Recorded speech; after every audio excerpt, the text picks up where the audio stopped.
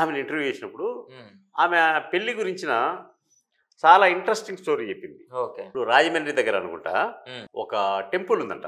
అది మనం ఎప్పుడు విన్నాము. కృష్ణుడి టెంపుల్, ఓకే. శ్రీకృష్ణుడి టెంపుల్. హ్మ్. చాలా అరుదుగా ఉంటాయి కదా అవి. ఆ టెంపుల్‌లో 'సాక్షి' అనే సినిమా, ఓకే. దాంట్లో కృష్ణ హీరో. ఆ! జరుగుతుండగా వీళ్ళిద్దరిది సినిమాలో పెళ్లి సీన్ ఉందంట. సినిమాలోనే. సినిమాలో పెళ్లి ఆ! సీన్.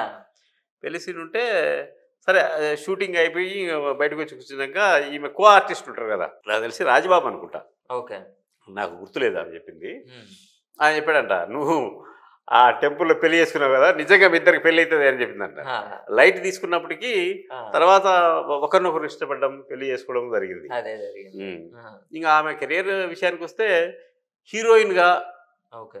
కృష్ణ గారితో ఎక్కువ సినిమాలు చేసింది. హ్మ్. అది కాకుండా కృష్ణ గారిని ఎక్కువ సినిమాల్లో డైరెక్ట్ చేసింది ఈమె. ఓకే. ఆమెనే. చేసింది. అసలు వాళ్ళిద్దరిది అద్భుతమైన కాంబినేషను. హ్మ్. అప్పటికి, ఇప్పటికి, ఎప్పటికీ మరుపురాని ఒక సాంగ్ ఉంటది. ఆ! 'అల్లూరి సీతారామరాజులో' ఆ! 'వస్తాడు నా రాజు రాజు ఈరోజు' అని. ఈరోజు. ఆ! అబ్బా! ఏం అద్భుతమైన నిజమే. Super song. సూపర్ సాంగ్ అది. అది అవును. కాకుండా ఆమె మన తెలుగు రాష్ట్రంలో తెలుగు కథానాయికగా, హ్మ్. తెలుగు దర్శకురాలిగా పుట్టడం మన అదృష్టం. ఆ! నాకు తెలిసి ఆమెకు రావాల్సినంత పేరు రాలేదు. ఆ! ఈ ప్రపంచంలోనే మహిళా దర్శకురాలిగా చాలా సినిమాలు, ఎవరు తీయనన్ని సినిమాలు తీసి గిన్నిస్ బుక్ ఆఫ్ వరల్డ్ రికార్డ్‌లో పేరు నమోదు చేసుకుంది. గ్రేట్. ఎంత గొప్ప ఆ అవును. విషయం.